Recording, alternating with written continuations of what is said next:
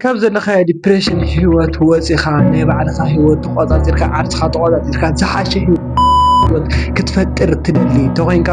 ያ ቪድዮ እዚኣ እስካብ መጨረሻ ተኸታተላ። ሰላም ክቡራታተይ እንኳዕ ናብ ህሊና ዩቲዩብ ብድሓን መፃኹም። ለማዓንቲ ሒዘልኩም ዝመፅኹ ከዓ ኣብ ህይወትካ ዝሓሽካ ሰብ ክትከውን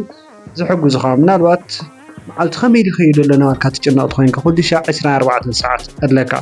ኣብዚ መዓልቲ እዚ ምንም ነገር ከይገበርካ ዝሓልፍ ተኾይኑ ብጣዕሚ ዲፕሬሽን ስምዓካ ተኾይኑ ኩሉ ሻዕ ናይ ኣእምሮ ምርግጋእ ተዘይሃለካ ኣብ ህይወትካ ሓድሽ ነገር ክትገብር ኣይትኽእል። ካብ ባዕለይ ጀሚሩ ዝረኣኽቦ ነገር እዩ።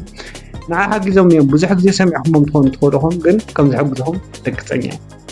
መጀመርያ ንግሆ ገስጊስካ ክትለዓል ኣለካ 11 ሰዓት 12 ሰዓት ክትለዓል ኣለካ። ካብ ሰዓት 2-3 ዘሎ ድቃስ መብዛሕትኡ ሕማም ምንም ንኸይትነቅሕ እዩ ዝገብረካ። ኣብ ኩሉ ሰብ ይሰርሕ ማለት ኣይኮነን እዚ ነገር እዚ። ምናልባት ሓደ ሰባት ኣለው ሰዓት 2 ተላዒሎም ሰዓት 1 ተላዒሎም ምንም ዘይመስሎም ሰባት ኣለው። ከመይ ኮይኑ ክሪኦ ከለኹ ግን እስካብ ሰዓት 2-3 ሰዓት ክድቅስ ከለኹና 11 ሰዓት ተላዒለ ስፖርት ሰሪሐ ገለ በቃ ፍትሕ ክብል ከለኹ ኢንስፓየር ክገብሩ ዝኽእሉ ነገራት ክሪኦ ከለኹ ግን ስምዓኒ ስምዒት እንወኝ። ስለዚ ንዑይ ኣነ እውን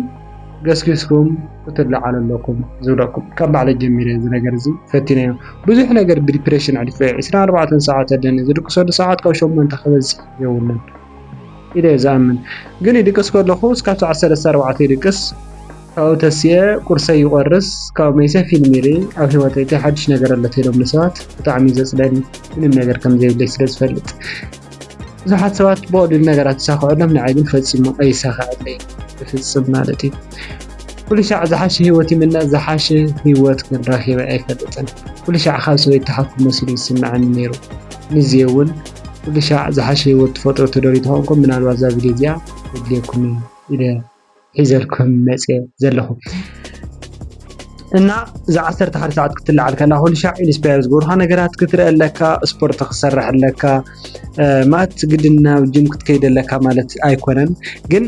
ዳይሬክት ለምሰላዓልካ ክትገብሮ ዝግበአካ ነገር ወላ ኩሻ ብስራሕ ግን ብሓይልኻ ትለዓል ትኽእል። እዚ ብሓይሊ ተላዓልካ ትገብሮ ነገር ግን ዳይሬክት ለምሰላዓልካ ስፖርት ስራሕ፣ ኩሻፕ ስራሕ፣ ኩላብ ገለ ስራሕ ኣብ ገዛ ኮንካ ብቀሊሉ ክስርሑ ዝኽእሉ ስራሕቲ ኣለዉ። ኩሻፕ ከም ቀሊል ከይትሪእዎ ኩሻፕ ብጣዕሚ ዓብዪ ቫልዩ ኣለዎ። ጉያ ዝኾንካ ኣብ ዝሓሸ ተመራፂ ተረዲካ ጉያ በዚሕ የብሉን ምሕር ግን ንእሽተይ ዋላ ተትጎይ ንግሆ ብጣዕሚ በቃ ብጣዕሚ ተሓጒስካ ክትውዕል። ኣነ መብዛሕትኡ ዝጎይ ዝነበርኩ ሰዓል ክትሕዘኒ ከላ ኣብዚ ነገር ዝተረድእኽዎ በቃ ክጎይ ከለኹ ስምዐኒ ስምዒት በቃ ብጣዕሚ በቃ እምሮይ ተነቓቒሑ ዝውዕል እቶም ሴላት ብጣዕሚ ተነቓቒሖም ይውዕሉ እሞ እምሮይ በቃ ብኣግባቡ ይሰርሕ በቃ ብጣዕሚ ሕጉስ ኮይኑ ዝውዕል ጭንቀት ድብርት ገለ ዝበሃል የለን ዝብል ከም ካልኣይ ኮይኑ ነገራት ክብተንኹም ዝኽእሉ እንታይ ኢና ክንሰርሕ ናበልኩም ክትጭነቑ ዝገብረኩም ነገር ቱዱሊስት ዘይምውፃእ እዩ። መዓልታዊ ፕሮግራም እንታይ ክሰርሕ ኣለኒ ደይዲ ክሰርሕ ኣለኒ እዚ ክሰርሕ ኣለና ክትብል ኣለካ። ዓውታው ክትስእ ከለኻ በቃ ላይፍ ከም ስሬስ ክትነብርዋ ሞክሮ ብዝተኻእለኩም መጠን ተረዲካ ዳይሬክተር ክትለዓል ከለኻ 11 ሰዓት 12 ሰዓት ክትለዓል ከለኻ ቱዱሊስት ትፅሕፍ ሎማዓንቲ ዝኽገብር ምስ ማሓሰይ ክራኸበ ትኾንካ ናብዛ ችከይ እውን ክራኸባ ዝደሊ ትኮይነ ከምዚ ክገብር ይኽእል እየ። እዚ ፕሮግራም ትምራሕ ሰብ ክትኸውን የብልካ ንስኻ ሰብኻ መርእ እንስሳ ይኮንካ። ምክንያቱ እዚ ንግዚኡ ሕጂ ምንም ይመስለካ ከጭነቕኩም ይኽእል እየ ዝገለ ክብለኩም ከለኹ ግን ዋጋ ከፍለካ እዩ። መብዛሕትኡ ሰብ ሽወት ከዓ ቱዱሊስት ክበሃል ከሎ ካብ 20-15 ገለገለ ብዙሕ ይፅሕፍ ክንደኹ ዝኣክለ የድልን ካብ 8-9 የድልን ካብኡ ሰዓት ገደብ ክትወለካ ካብ 2 ሰዓት እስካብ ኩሉዚ ካብ 3 እስካብ ኩሉዚ ካብ 4 እስካብ 6 ካብ 6 እስካብ 8 ናበልካ ሰዓት ገደብ ብ2 ብ3 4 ገለ እኮ ክበዝሐኩም ይኽእል ምናልባት ክድብረኩም ይኽእል። ግን ከምዚ ነገር ጌርኩም ቢ ዓርስኹም ቋፀሩ ብጣዕሚ ክሕግዘኩም እዩ። ግዜኹም ብኣግባቡ ክትጥቀሙ ብጣዕሚ ክሕግዘኩም እዩ። ቅድሚ ሕጂ ኣነ ከም ቱዱሊስት ኣይጥቀምን ነይረና ጀምዓ ንኸይድ ናብ ቡና ተይሎምኒ ምስኦ ንኸይድ 3 ሰዓት 4 ሰዓት ኣው ከፍ ንብል ትምህርቲ እውን ያው ናይ ሎሚ ትምህርቲ ከም ዝፍለጥ ኮይኑ ብዙሕ ኣብ ትምህርቲ እምነት ኣይነበረንን እና ክብለካ በቃ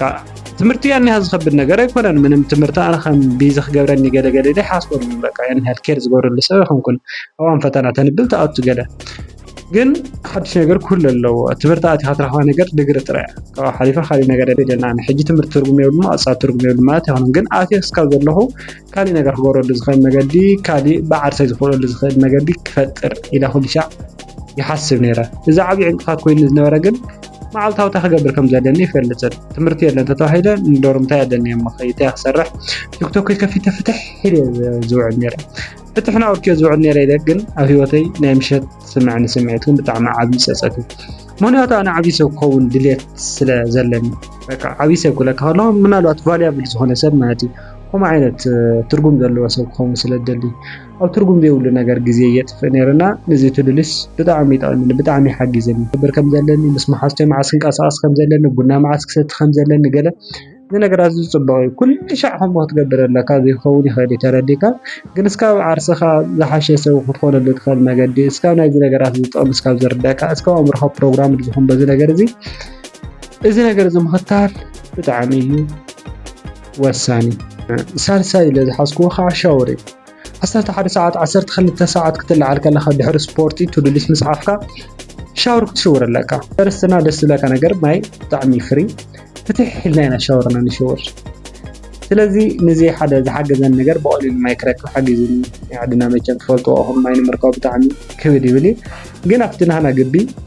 ብጣዕሚ ደስ ዝብል ነገር ዘለዎ ማይ ብቐሊሉ እዩ ዝርከብ ሻወር ንበገሲስካ ትገብር ብጣዕሚ ሪፍሬሽ ኮይንካ ክትውዕል ብጣዕሚ ሕጉስ ኮይንካ ክትውዕል ስሩተት ትፍትንዎ ማለት እዩ ንጎተሲ ሃዳረግቲ ሻወር ምስ ገበርካ ሃድቀስ የብልካ እንተ ዘይድቅስ በቃ ንእሽተይ በቃ ሻወር ጌርካ በቃ ሲካ ንእሽተይ ሓደ ሓደ ኢንስፓየር ክገብርካ ዝኽእል ነገራት እናገበርካ ትፀንሕ እሞ መዓልትኻ በቃ ፍትሕ ኢሉ ዝውዕል ፍትሕ በቃ ኣይትጭነቕን ማለት እዩ ስለዚ ሓደ ሓደ ሻዕ ንዓና እንድሕሪት ክንምለስ ዝገብረና ዲፕሬሽን ጭንቀት ገለ ከምኡ ዓይነት ነገራት እንድሕሪት ክንምለስ ይገብረና ቱዱሊስ መዓልትና ፕሮግራም ጌርና ዘይምምራሕ እዚ ነገር ዝኽለኩም ከለኹ ኣብዚ ሎም ግዜ ሰብ ዝመክሮ ብጣዕሚ ዝሰርችዎ ዘሎ ደቢርዎ ዘሎ እዚ ግበር ዘይትግበር ገለገለ ብጣዕሚ ደቢርዎ ዘሎ ብሓጉያን ሓጉያት እንደተኸለኹም ኣነ ዝኽለኩም ከለኹ ግን ኣነ ቅድሚ ሕጂ ኬር ዝገብር ሰብ ኣይኮንኩን ነይረ ብዛዕባ ፍትሕ ዝበለ ሂወት ሕሊፈ ኢለ ዝኣምን ነይረ ኮምፕሊትሊ ግን ዘይኮነን ነይሩ ምክንያቱ ኣነ ለካ እንታይ ከም ዝመስለካ ዝኾነ ላይፌስ ብድሌት ክነብር ኣለኒ ኢለ ዝኣምን ሰብ እየ ንኣብነት ስጋ ክበልዕ ተደለ ስጋ ዝበልዕ በርገር ክበልዕ ተደለ በርገር ክበልዕ ግዝ ተደለ ሰብ ክሕግዝ ኣነ ሰብ ገንዘብ ስኢሉ ትሕቲ ማንም ኮይኑ ክነብር ኣለዎ ኢለ ዝኣምን ሰብ ኣይኮንኩን ስለዚ ናይ ገንዘብ ፀገም ተሃሊካ ናይ ገንዘብ ሽግርካ ክትፈትሕ ኣለካ ናይ ጥዕና ሽግር ተሃሊካ እዚ እውን ብዝተኻለካ መጠን ክትፈትሕ ኣለካ ሓደ ሰባት ንገንዘብ ኢሎም ጥዕኖም ዝስእኑ ሰባት ኣለዉ ሓደ ስኢንካ ሓደ ምርካብ ግን ከቢድ እዩ ተረዲእካ ሕጉዘኩም ይኽእል ኢለ እዚ ሓሳብ እዚ ሒዘልኩም መፅየ ዘለኹ ንቐፃሊ ክንጋነይ ትደልዩ ተኾንኩም ሳብስክራይብ ምባል ናይ ቻናልና ቤተሰብ ኩኑ ሰሰና እዩ ኣበና ክንፍለየኩም መችኹም